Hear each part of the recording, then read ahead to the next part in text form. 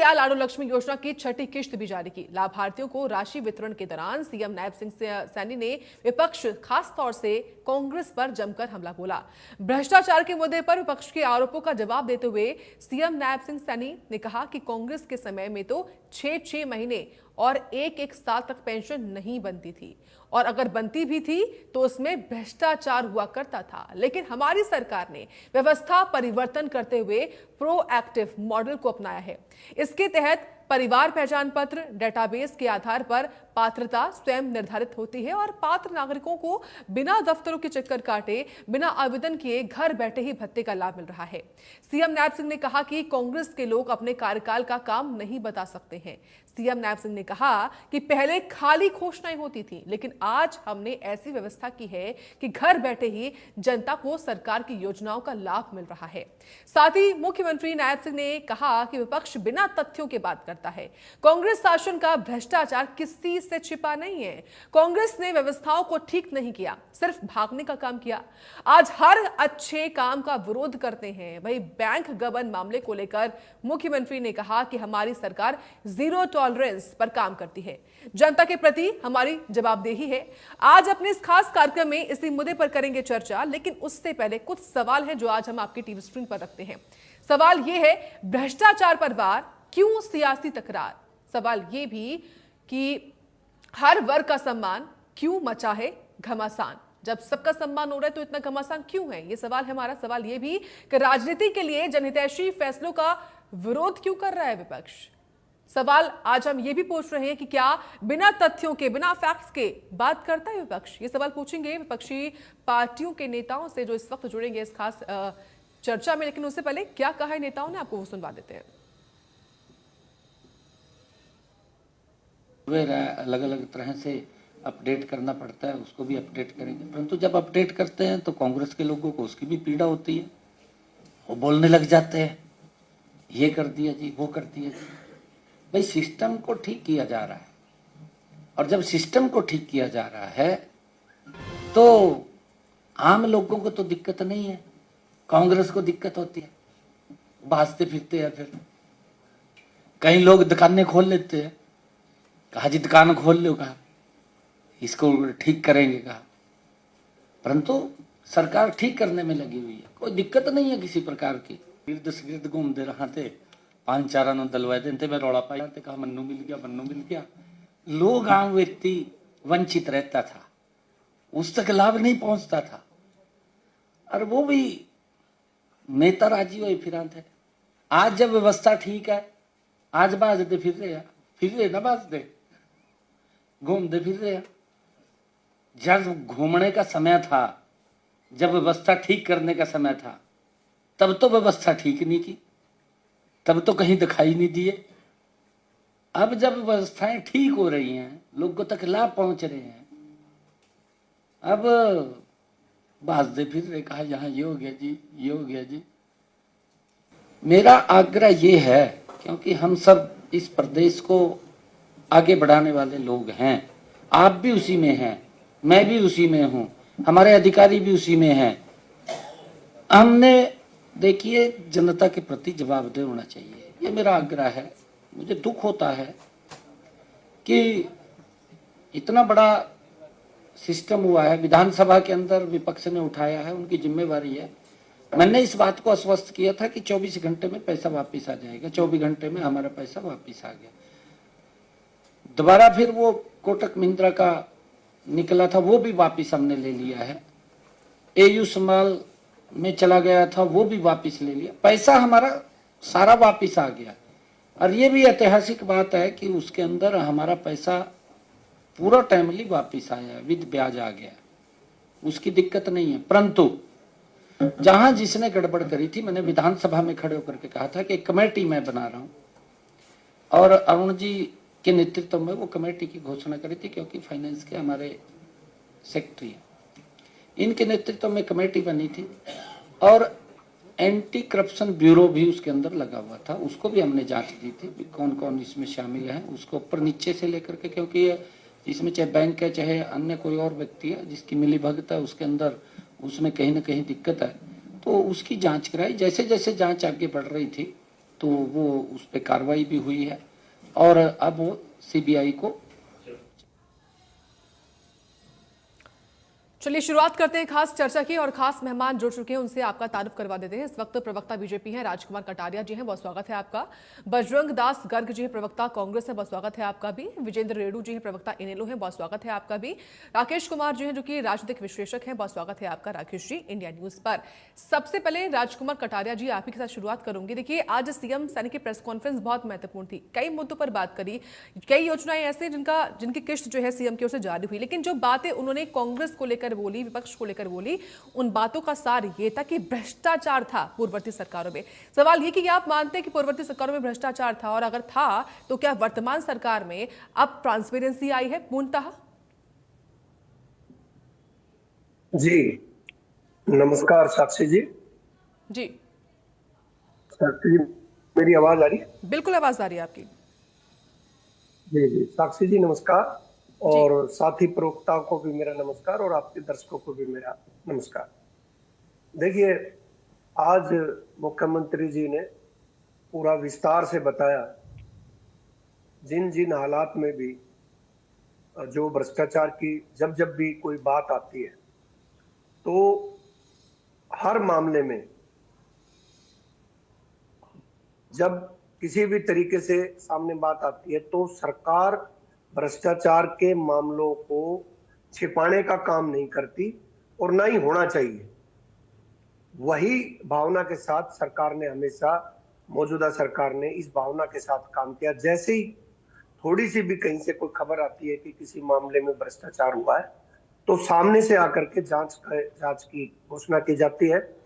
मैं पूछना चाहता हूं हमारे साथी प्रवक्ताओं से कि कौन सा ऐसा मामला है जो विपक्ष ने खुद उजागर किया हो कि ये मामला हरियाणा सरकार में भ्रष्टाचार होने की वजह से उन्होंने कोई बात सामने लाई हो। अभी पीछे अनिल विज जी ने जो मामला खुद से ही उसमें जांच बैठाई और उसको जो है हमने जांच कराई, तो वो भी हमारे मंत्री खुद जो है अलर्ट रहते हैं और कोई बात फाइल पे आती है तो उसकी जांच कराते हैं। इस मामले में, बैंक वाले मामले में भी सरकार ने और माननीय मुख्यमंत्री जी ने सदन में ही सबको आश्वासन किया कि भाई हम जो है सामने आई है बात और हम इसको विस्तार से जांच करेंगे। तुरंत जो है पुलिस ने का पहरा बिठाया बैंकों के उस पे, और बैंक ने तुरंत जो है उस पैसे को वापस करने का काम सरकार के अकाउंट में किया, और जो भी जिन्होंने भी ये भ्रष्टाचार किया उनको अरेस्ट भी किया गया है और जांच गंभीरता से चल रही है और ब्याज समेत जो है पैसा लेने का काम करेगी हरियाणा सरकार, छोड़ेगी नहीं। और सरकार की भावना यह है, पारदर्शी सरकार हम जिस तरीके से नायब सैनी जी चला रहे हैं तो वो पारदर्शी तरीके का यही है कि जब भी देखिए कोई भी सिस्टम में आप फुल प्रूफ सिस्टम नहीं होता, कोई भी ऐसी कोई जादू की छड़ी नहीं है कि एक बार जो है मुख्यमंत्री हरियाणा के नक्शे पे घुमा दे और ईमानदारी से लोग जीने लग जाए, ऐसा नहीं हो सकता। लेकिन मुख्यमंत्री ये कर सकते हैं कि जहां पर भी बेईमानों का पता चले, बेईमानी का पता चले, भ्रष्टाचार का पता चले, वहां ईमानदारी से काम करके और उनको दोषियों को जेल के अंदर पहुंचाने का काम करें। वो सरकार हमारी करती दिखाई दे रही है। और उन्होंने अंतर बताया कि जिस तरीके से पहले वाली सरकार रहती थी कांग्रेस की, वो हमेशा पर्दा डालने का काम करती थी, भ्रष्टाचारियों को बचाने का काम करती थी। आज ये अंतर है, आज लोगों को ये अंतर दिखाई दे रहा है कि किस पिछली सरकार क्या थी और किस तरीके से भ्रष्टाचारियों को बचाने का काम करती थी। लेकिन मौजूदा सरकार जब भी कोई भ्रष्टाचार की बात आती है तो उस पर कड़ी कार्रवाई करके दिखाती है। तो इसमें स्पष्ट अंतर दिखाई देता है मौजूदा सरकार में और पूर्ववर्ती सरकारों में। तो मैं दावे के साथ कहता हूं कि जब भी आगे भी कभी कोई ऐसी बात होगी, क्योंकि कोई ऐसा सिस्टम नहीं होता कि भाई लोगों को अंदर से हम ईमानदार कैसे बना सकते हैं, कोई ये तो सिस्टम के अंदर जो है ना लोग लालच में आते हैं और उस तरीके से वो करते हैं, उस सिस्टम की कहीं कोई लैकुना होता है तो उसका फायदा उठाने की कोशिश करते हैं। लेकिन मतलब हमारी सरकार की जो नीति और जो नियत है वो स्पष्ट है कि हमें जो भी भ्रष्टाचारी कहीं दिखाई देगा हम उसको छोड़ेंगे नहीं, और उसको जो है आखिरी दम तक उसको कटघरे में खड़े करके और उसको जो है ना चाहे कड़ी से कड़ी सजा दिलाने का काम सरकारों का होना चाहिए, वो हम कर रहे हैं जी। ठीक है बजरंग जी, सीएम साहब को सुना होगा आपने भी, और खास तौर से उन्होंने विपक्ष में भी स्पेशली कांग्रेस को लेकर बोला है कि कांग्रेस के कार्यकाल में पेंशन मिला ही नहीं करती थी, और अगर मिलती थी तो बहुत काफी समय के बाद मिलती थी और बढ़ती भी नहीं थी पेंशन, क्योंकि करप्शन ही इतना था। आपका जवाब क्या होगा? देखिए साक्षी जी, मुख्यमंत्री जी ने भ्रष्टाचार पे बोला। मैं एक बात बताना चाहता हूं, भारतीय जनता पार्टी में जब से 12 साल हो गए बने ने, लगातार भ्रष्टाचार के सारे रिकॉर्ड तोड़ दिए। इनके राज में धान, सरसों, कपास, बाजरा, गेहूं का करोड़ों रुपए घोटाला हुआ। आज तक असली मुलजिम नहीं पकड़े गए, असली दोषी नहीं पकड़े। धान घोटाले के ऊपर, धान घोटाला किसने उजागर किया? किसानों ने उजागर करा। धान घोटाला जनता ने उजागर किया, धान घोटाला आड़ती ने उजागर किया। क्या किया कि कैसे कैसे फर्जी बिल, फर्जी गेट पास बनकर करोड़ों रुपए घोटाला हुआ। जब सरकार ने, पहले सरकार ने बयान दिया कोई घोटाला नहीं है, सब विपक्ष शोर करता है, ये गुमराह करते हैं, बयानबाजी करते रहे। जब प्रूफ हो गया माल ही नहीं है, पेमेंटें हो गई, फर्जी बिलिंग है, जब आंख खुली वो तिरी गई, ये क्या हुआ? फिर एफआईआर दर्ज की गई और जो उद्योग थे राइस मिलों के बाहर पुलिस बिठाई गई, पुलिस के द्वारा वेरिफिकेशन की गई और आज तक ना तो माल की रिकवरिंग है, ना असली दोषी आज तक पकड़े गए। और लीजिए खनन घोटाला, जिसके अंदर कई मजदूर मर गए, डाडम के अंदर, यमुनानगर में, पलवल में तो डीएसपी के ऊपर ही गाड़ी चला के मार दिया गया और कई पानीपत के अंदर अब डीएसपी पे गाड़ी चलाने की कोशिश की गई। ये तो अपराध की, देखिए बजरंग दास जी, ये अपराध की घटनाओं को आप भ्रष्टाचार कहें। ये कोई अपराधी अगर अपराध कर रहा है तो उसके खिलाफ मुकदमा चलता है, मुकदमा कायम होता है। लेकिन ये तो कोई भ्रष्टाचार की तो कोई बात है इसमें। भ्रष्टाचार जनाब उसको कहेंगे कि उसमें कोई अधिकारी या पॉलिटिकल संरक्षण से। ठीक है राजकुमार जी, मैं आती हूँ आपके पास, आ रही हूँ। आप बड़े सीनियर नेता हो, सीनियर प्रवक्ता, सुनने से मैं भ्रष्टाचार की बात कर रहा हूँ। क्यों खनन घोटाला हुआ? खनन का जो पहाड़ के ठेके दिए गए उससे कई गुना ज्यादा उसको तोड़ा गया और जमीन से उखाड़ा गया, जिसके कारण पहाड़ गिर गए और जिसके कारण पहाड़ के नीचे मजदूर मर गए गिर के। ये भ्रष्टाचार है। पुलिस कस्टडी के अंदर शराब करोड़ों रुपए की चोरी हो जाती है, बिक जाती है। कोरोना काल के अंदर की बात कर रहा हूं। आज तक ना तो माल की बरामदी है, ना आज असली दोषी पाया गया। कोरोना के अंदर लोग मर रहे थे और करोड़ों अरबों रुपए की रजिस्ट्रियां बैक डोर से। लेकिन बजरंग जी, मेरा सवाल कुछ और था आपसे। सवाल ये था कि जो सीएम बोल रहे हैं कि कांग्रेस के कार्यकाल में पेंशन मिलती ही नहीं थी, बढ़ती नहीं थी, क्योंकि करप्शन इतना था, आप इस बात को मान रहे हैं क्या? देखिए, पेंशन कभी भी आज तक नहीं रुकी। एक तो रिकॉर्ड गिना दो 2005 से लेकर 14 तक कि पेंशन, रेगुलर पेंशन और बीपीएल कार्ड और राशन डिपो से राशन, जहां गरीबों को मिलता था 2 रुपए किलो गेहूं, 3 रुपए किलो चावल, मट्टी का तेल, 20 रुपए किलो दाल, चीनी, सारा सामान मिलता था। और इन्होंने सारा राशन बंद कर दिया, गेहूं बंद, चावल बंद, चीनी बंद, सब बंद कर दी। ये बात करते हैं और इन्होंने तो लाखों गरीबों के बीपीएल कार्ड काट दिए। हमारे राज्य में एक भी बीपीएल कार्ड बनाओ तो बता दे इन्होंने क्या कहा, तो नहीं ये फर्जी बीपीएल कार्ड है, सारे कार्ड काट दिए।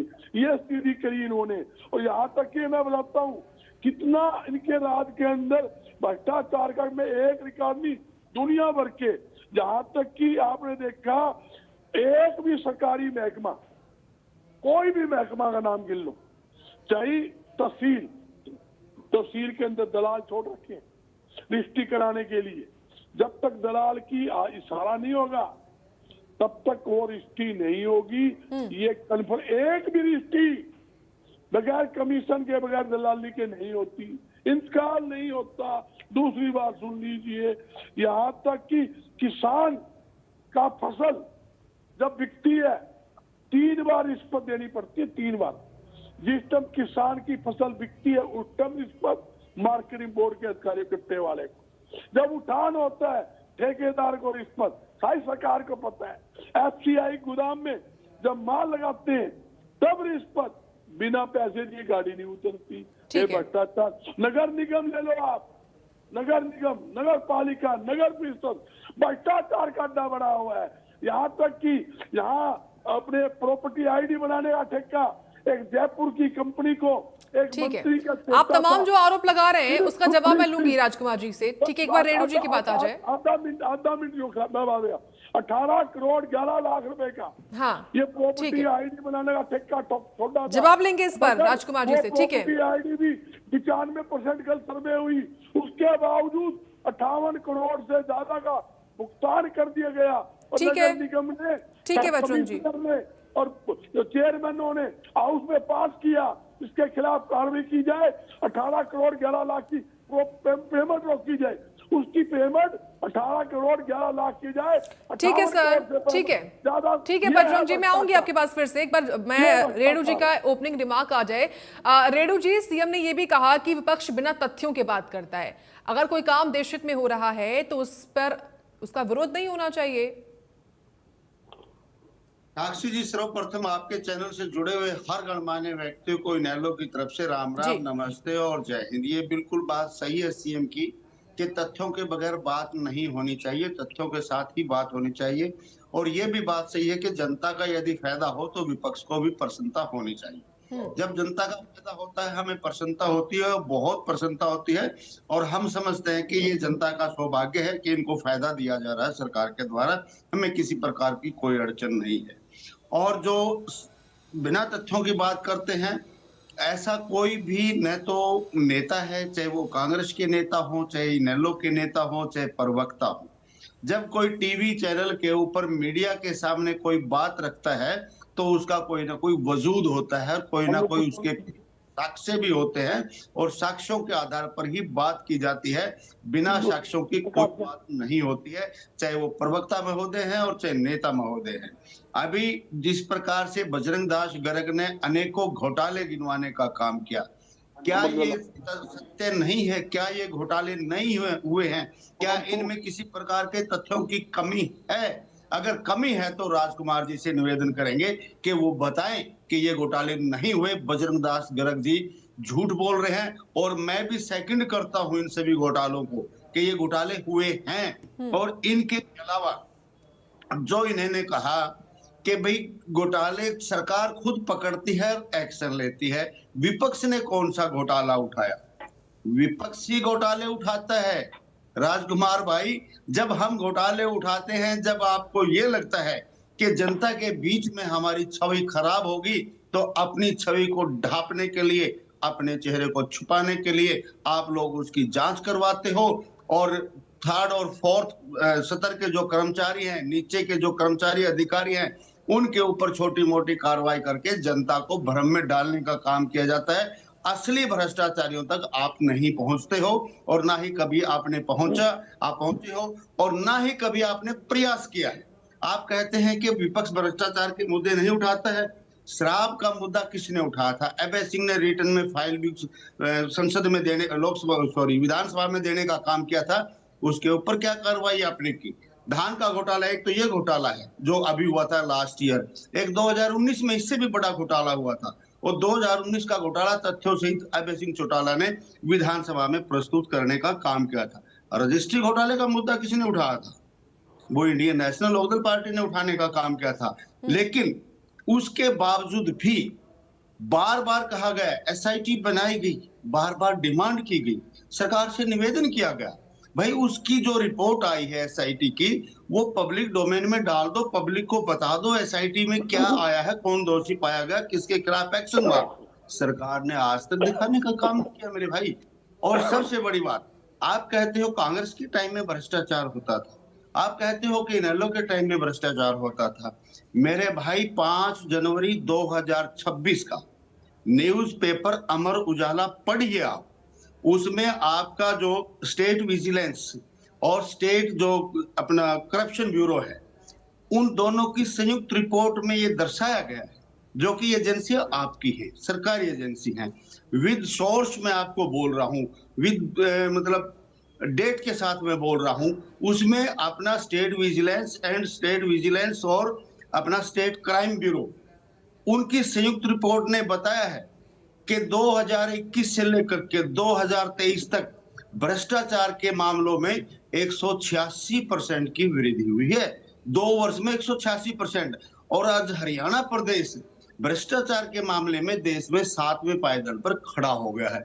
जब ये आपकी स्टेट विजिलेंस की रिपोर्ट है, इससे बड़ा प्रमाण पत्र आपको और क्या चाहिएगा भाई। आपकी एजेंसी बोल रही है कि आज हरियाणा भ्रष्टाचार के मामले में 7वें नंबर पर प्रदेश में है, और with in only 2 years it has increased by 186%। कितना बड़ा आंकड़ा है राजकुमार जी। क्या आप इसमें भी किसी प्रकार का सबूत मांगने का काम करेंगे?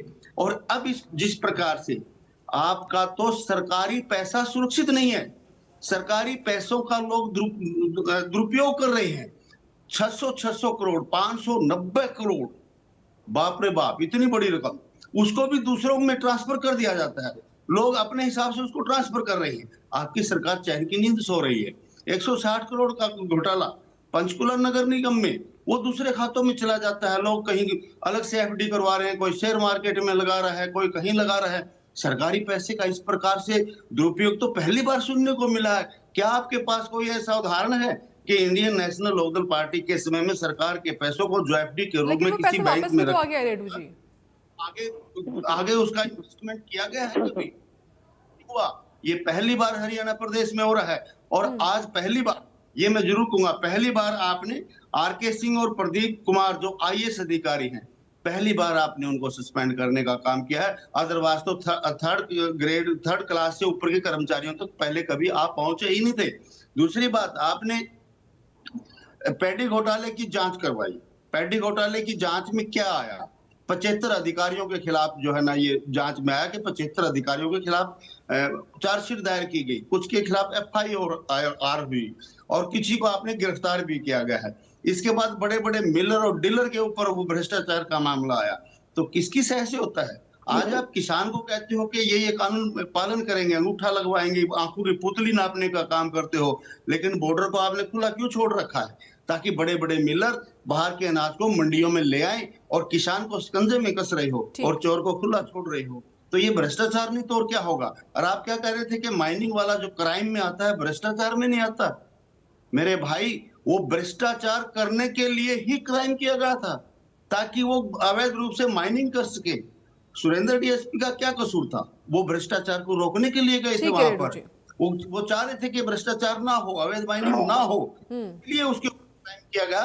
वो भी भ्रष्टाचार ही था, मना नहीं कर सकते कि वो भ्रष्टाचार नहीं था, वो क्राइम का मामला था। क्राइम क्यों होता है? रेणु जी, बहुत मुद्दे आपकी ओर से आ गए हैं, मैं उसका जवाब लूंगी राजकुमार जी से। लेकिन राकेश कुमार जी, आपने देखिए तमाम प्रवक्ताओं को सुना, अलग अलग दलों के, ये जो सियासी शोर है जिसमें बीजेपी सरकार जो है वो ये अलग अपने दावे कर रही है, अलग वादे कर रही है, लेकिन दूसरे विपक्ष ये कहता है कि जनता परेशान है, किसान परेशान है, सब परेशान है। देखिए साक्षी जी, सबसे बड़ी बात यह है कि हमेशा जो सरकार होती है, विपक्ष उसकी कमियां निकालता है, और सरकार में बैठे हुए लोग हमेशा जो पिछली सरकार होती है उनमें किए गए घोटाले और उनकी कमियों को लेकर राजनीति करते हैं।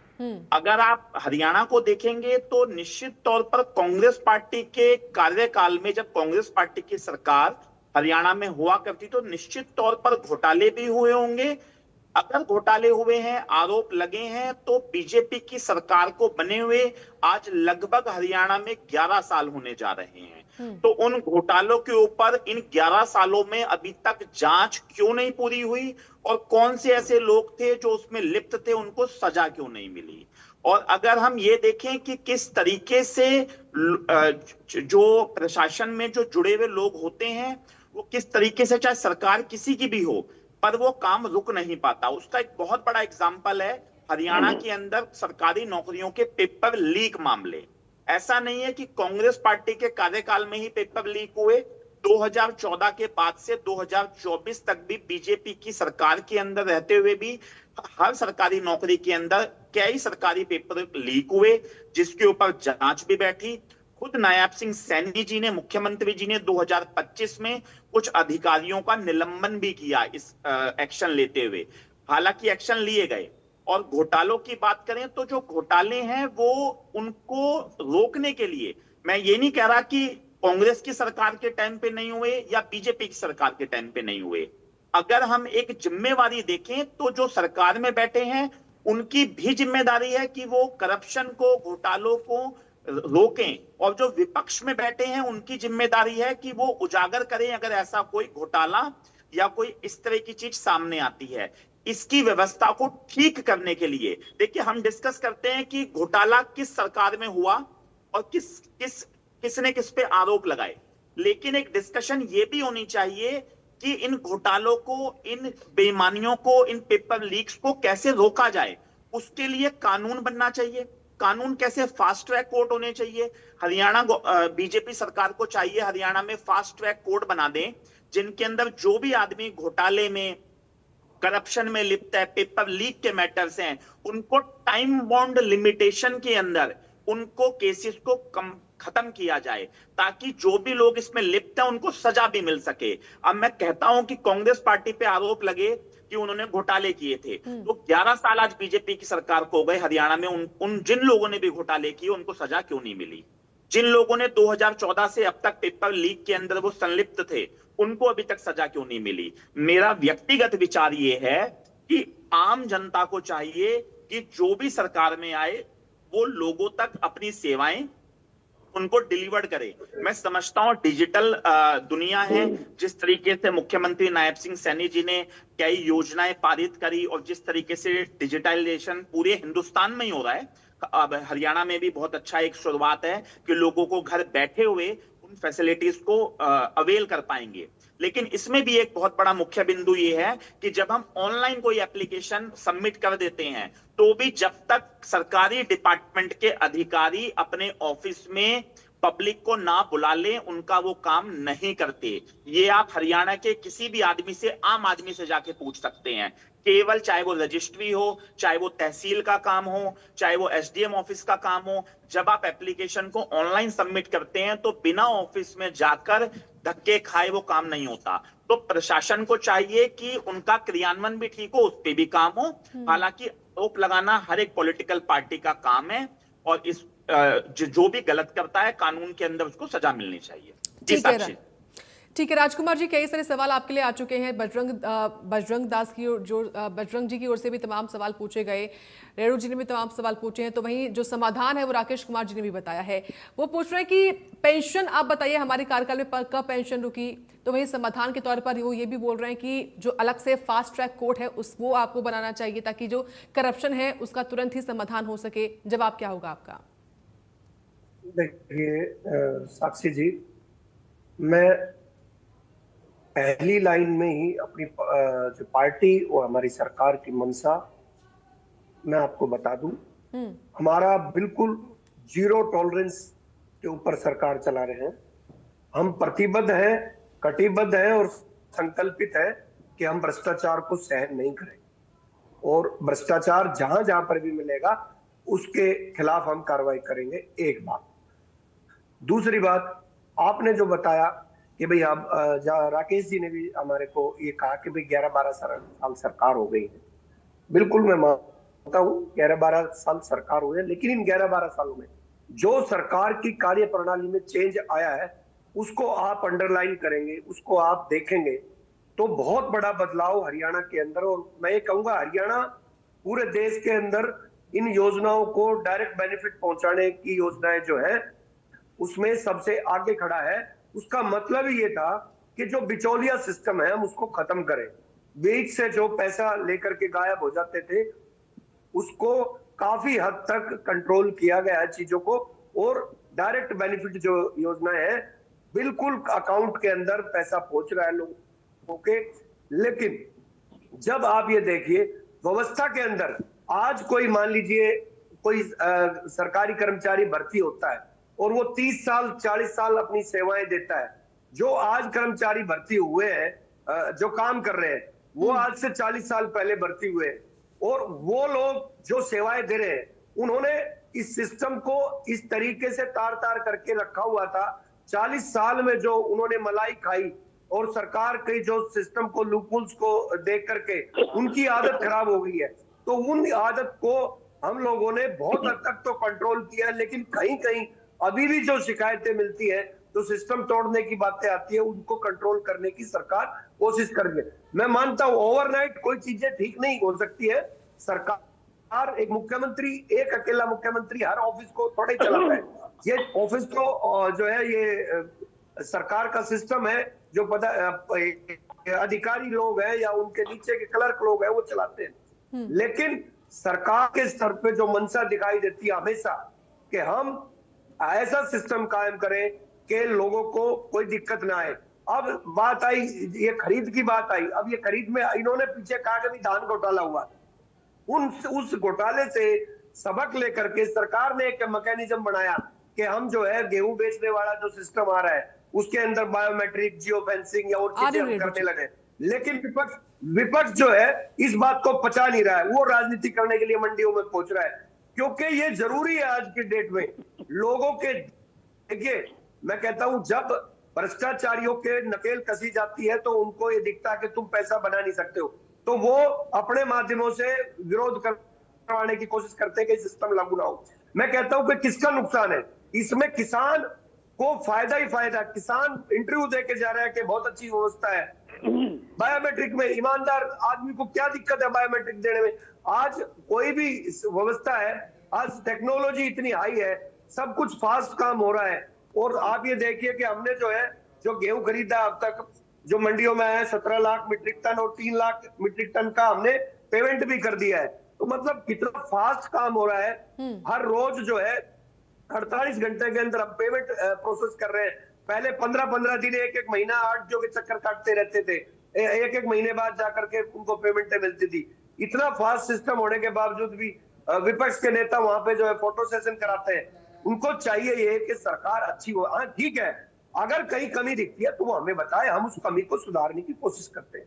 लेकिन उनका मतलब तो वो सिरे से नकार देना कि बायोमेट्रिक नहीं होनी चाहिए, जियो फेंसिंग का टेक्नोलॉजी का प्रयोग नहीं होना चाहिए, मतलब जो ने जबरदस्ती कोई कार्यकर्ता पार्टी का झोटा बुग्गी लेके आता है कि हम देखिए। आज आप ये देखिए क्या मनसा है विपक्ष की, झोटा बुग्गी पे कोई किसान लेके आ रहा है क्या? लेकिन ये पॉलिटिक्स इन्होंने करनी है, इनको पॉलिटिक्स करनी है और हमने लोगों को समाधान देना है। हम लोगों को समाधान जहां जहां भी दिखते हैं उसको ठीक करते जा रहे हैं। और आप देखेंगे कि कहां से शुरू हुआ था 2014 में माननीय खट्टर जी का कार्यकाल, और 10 साल के अंदर इस देश के युवाओं को ये विश्वास होने लग गया कि हरियाणा के अंदर बिना खर्ची पर्ची के और नौकरी मिल सकती है। और भाषण कौन दे रहा है? इन्हें लोग प्रवक्ता यहाँ बैठ के हमारे को भ्रष्टाचार के ऊपर जो है ना भाषण दे रहे हैं। क्या कह रहे हैं? और भ्रष्टाचार के मामले में अगर किसी को सजा हुई है तो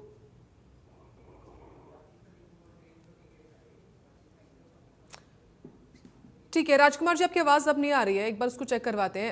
जवाब दीजिए अब बजरंग जी। आप हमने जो है क्या करना है, आ रही है राजकुमार जी आपके पास। ये लोग जो है साक्षी जी, जहां तक आज मुद्दा भ्रष्टाचार का है, हाँ। कौन कौन से पत्ते खोलने, कौन कौन सी किताब खोलने, मैं तो समझ से परे है। एक पन्ना खोलने तो 4 पन्ने और आगे जाते हैं। इनके राज में 38 से ज्यादा पेपर लीक यानी पेपर बीच सरकार है। और रेत माफिया हरियाणा के अंदर काम कर रहा है और करोड़ों रुपए का डेली रेत जो नहरों से निकलती है उसका काम कर रहे हैं। यहाँ तक कि लोक निर्माण विभाग द्वारा अनेकों बार घोटाले हुए। गांव के अंदर विकास करवाने के लिए पंचायती राज के अंदर करोड़ों अरबों रुपए घोटाला हुआ। मनरेगा के नाम पर फर्जी मजदूर दिखाकर करोड़ों रुपए का घोटाला हुआ। आज उन्होंने मनरेगा बंद कर दिया, नाम बदल दिया, मनरेगा के मजदूर खत्म कर दिया। 8 लाख से ज्यादा मजदूर है मनरेगा के, काम मिलता है 2100 से 2200 को, इनका ये हाल आता है। और चौथी बात, जहां कहते हैं भी हमने मंडियों के अंदर विपक्ष चलाए जाते हैं, हरियाणा के अंदर शराब बिकेगी, नशा बिकेगा, गांजा बिक सकती है, अफीम बिक सकती है, मगर किसान को अपना दाना बेचने के लिए अपना ही अंगूठा टेकना पड़ेगा, आग की पुतली चेक करवानी पड़ी। अरे ये कौन सा कानून? बजरंग दास जी को बेच के दिखाए और हमें बताए कि कहाँ पे दिखाएंगे उसको। मतलब सरकार की तरफ से पूरी जिम्मेवारी के साथ कह रहा हूँ कि कोई गांजा बेच के दिखाए, कोई अफीम बेच के दिखाए, हम बताएंगे उसको। आप कैसी बातें कर रहे हो? आप इनको बढ़ाने की बात कर रहे हो क्या? आपको ऐसी बातें नहीं करनी चाहिए। ये मतलब गांजा बेचना और किसान का जो है फसल बेचना एक तराजू में कैसे आप किसान को अपनी फसल बेचने के लिए बिल्कुल गलत बात है। टेकना पड़े। लेकिन बजरंग जी, अगर सरकार ने बायोमेट्रिक का प्रावधान लेकर आई है, इससे ट्रांसपेरेंसी बेहतर होगी, ट्रांसपेरेंसी आएगी तो अच्छी बात है ना, ये तो किसानों के हित में नहीं होगा। नहीं होगी। साक्षी जी, मैं इस लाइन का आदमी हूँ, 42 साल से इस लाइन से जुड़ा आया हूँ। आप देखिए, ये उन लोगों की तरफ से बोल रहे हैं जो भ्रष्टाचार फसल खरीदने में करना चाहते हैं। राजकुमार जी आते ये उनकी तरफ से बोल रहे हैं, कांग्रेस के प्रवक्ता उनकी तरफ से बोल रहे हैं। ठीक, राजकुमार जी जो है सस्ता अनाज लेकर के हरियाणा के नाम पे यहाँ पे बेच के जाए, उनकी तरफ से बोल रहे हैं, ये कांग्रेस की तरफ से। चेक कर लो, मंडियों में कितनी लाख, 35 लाख मैट्रिक टन मंडी के अंदर इस टाइम हालात क्या है, ढेर बन गए गेहूं के, और लाइन लगी हुई है ट्रैक्टरों की।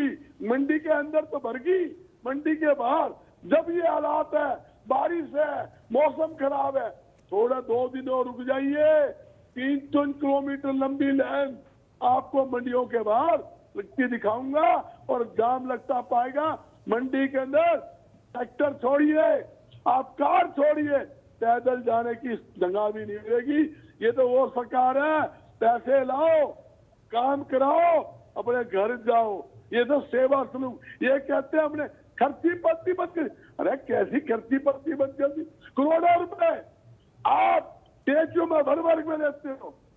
आपके जो पिछले 10 साल में विपक्ष एक आदमी नहीं यहाँ पे लेके आ पाया कि कोई ये कहे कि भ्रष्टाचार से अपने नौकरी ली है। मैं दावे के साथ कहता हूँ, पिछले 10-11 साल में एक व्यक्ति हरियाणा के अंदर नहीं आया। आप कैसी बातें करते हैं? और आपकी पर्चियों खर्चियों का जो है प्रचार जो है आपके कार्यकर्ता घूमते फिरते थे कि आप जो है हमें पैसे दीजिए और आ रही हूँ राजकुमार जी, आ रही हूँ आपके पास, आ रही हूँ। ये आपके कार्यकर्ता बोलते थे। आप क्या बात कर रहे हैं? आप 10 साल में एक व्यक्ति, ठीक है बजरंग जी, रेणु जी, आप बोलने दो। आज हालात क्या है, मैं खुले तौर पर बोलता हूँ, मेरे साथी राजकुमार जी सीनियर पार्टी, आप ये बता दो, विभाग के नाम गिना दूं, प्रदूषण विभाग, बिजली बोर्ड, आबकारी कराधान विभाग, अक्साई ड्यूटी विभाग, पुलिस विभाग, यहाँ तक कि मार्केटिंग बोर्ड, फूड सप्लाई, कोई ऐसा महकमा बता दो, तहसील बगैर रिश्वत ठीक है काम होता हो और कहो तो 1000 प्रूफ, एक नहीं 1000 प्रूफ दे सकता हूँ भाई, एविडेंस, कोई कार्रवाई नहीं होगी। आज तक आपने कोई कार्रवाई नहीं की। रेणु जी बोलिए, अपनी बात रखिए आप। मुख्यमंत्री ठीक है, आ रही हूँ मैं बजरंग जी आपके पास, रेणु जी की बात आ जाएगी बात। मुख्यमंत्री का जो सीएम विंडो, ठीक है बजरंग जी, मैं आ रही हूँ आपके पास। घोटाला है, फर्जी कंप्लेंट करवाकर लाखों को। ठीक है बजरंग जी, क्योंकि वक्त कम है, सबका रिएक्शन चाहिए। रेणु जी बोलिए आप। ये घोटाला का काम कर रखा है, लोग जानते हैं आज हालात क्या है, हर एक जनता दुखी है। बजरंग जी मैं आ रही हूँ आपके पास। दुखी है, क्यों कि बिना पैसे काम नहीं। तो आज ठीक है, आपकी बात आ गई है बजरंग जी। 2500 3,000 में बिक रहा है, रोक लो आप, ब्लैक में बिक रहा है। आप कहते हैं रसोई गैस मिल रही है, दुआ दो है 2,500 से 3,000 में। ठीक है बजरंग जी, वक्त कम है, मुझे अभी रेणु जी के पास भी जाना है, राकेश जी का भी रिमार्क लेना है मुझे। ना दिखता हो तो ठीक है बजरंग जी, बोलिए रेणु जी। अभी मैं ये कहना चाहता हूँ, हमारे साथी ने किसान के ऊपर बात को घुमाने का काम किया, करप्शन से उधर ही लेकर के गई। अब करप्शन की बात सुन लीजिए। पहली बात, कल मेरा जींद डिस्ट्रिक्ट है और मैं आज जींद की अनाज मंडी में गया था। वहां जो मंडी एसोसिएशन के प्रधान है सुशील सियाग जी, उनसे मैं मिला और उनसे जानकारी लेने का हमने। उन्होंने बताया कि जो हरियाणा वेयर हाउसिंग कॉरपोरेशन है उसकी मशीन और जो हमारी मार्केट कमेटी की मशीन है मॉइस्चर वाली, वो मंगवाई उन्होंने। एडीसी साहब का दौरा था, एडीसी साहब के सामने दोनों मशीनों से एक ही डेयरी में एक ही सैंपल लिया गया। पहले वो है मार्केट कमेटी वाली मशीन में डाला, उसने 11% मॉइस्चर दिखाया, और जब वो वेयर हाउसिंग वाले में डाला, उसी सेम सैंपल ने 14 पॉइंट समथिंग मॉइस्चर दिखाया। फिर उसको दोबारा से फिर चेक किया गया, सेम 3% का डिफरेंस आया। और इसके बाद जो है ना, वहां पर जो आड़तियों ने निवेदन किया डीसी साहब से कि ये हमारी मार्केट कमेटी वाली से ही इसकी मॉइस्चर का पैमाना नापा जाना चाहिए। तो ये जो 3% के जब उस कंपनी के अधिकारी को कहा गया, तो उसने कहा कि कंपनी पर केस कर दो, मैं कुछ नहीं कर सकता। तो इस तरह से आप किसान को लूटने का काम कर रहे हो। दूसरी बात उन्होंने बताया हमारे को कि एक कैपिंग कर रखा है, प्रति एकड़ 50 क्विंटल गेहूं लेगी सरकार, और जिस किसान ने 10 एकड़ का अपना ब्यौरा चढ़ाया हुआ है मेरी फसल मेरा ब्यौरा पर, उसके अनुसार वो 250 क्विंटल ही गेहूं खरीदने का काम करेंगे, 251 क्विंटल भी नहीं लेंगे। तो ये कौन सा पैमाना है कि 25 क्विंटल ही, हर एकड़ में 25 क्विंटल ही फसल होगी? ऐसा कौन साइंटिस्ट, ऐसा कौन सा कृषि विशेषज्ञ है जो खेत में खड़ी हुई फसल का ये अंदाजा एक्यूरेट बता देगा कि इसमें 25 क्विंटल से ज्यादा अनाज नहीं होगा? पहले ये 10% प्लस माइनस का रूल हुआ करता था, इस बार आप लोगों ने उस 10% प्लस माइनस को भी तोड़ने का काम किया। आखिर उसको आपने तोड़ने का काम क्यों किया? उसका क्या बेनिफिट था? मॉइस्चर की मशीनों में डिफरेंस क्यों आ रहा है? इसको कौन दूर करेगा? ये समस्या ही नहीं तो क्या? आपने गिना दिया हम 24 घंटे में उठान करते हैं, ये करते हैं, 48 घंटे में पेमेंट देते हैं। मेरे जींद डिस्ट्रिक्ट में लगभग 18 मंडियां और परचेज सेंटर्स हैं राजकुमार जी, वहां पर लगभग 9 लाख क्विंटल गेहूं की आवक हो चुकी है। आज के पेपर की रिपोर्ट है, 9 लाख क्विंटल, और परचेज हुई है केवल 20,000 क्विंटल। कहा 9 लाख क्विंटल आ चुकी है, आवक हो चुकी है, और खरीद 20,000 क्विंटल की हुई है। आगे आगे आवक और बढ़ेगी तो क्या हाल होगा मंडियों का? क्यों नहीं साथ साथ उसकी परचेज हो रही, साथ साथ उसका, और देखना कितनी गंभीर समस्या बनेगी। ठीक कह रहे हैं बजरंगदास कि आने वाले 2-3 दिन के अंदर देखना 3-3 किलोमीटर की लाइन लगेगी, रोडों के ऊपर अनाज को डाला जाएगा।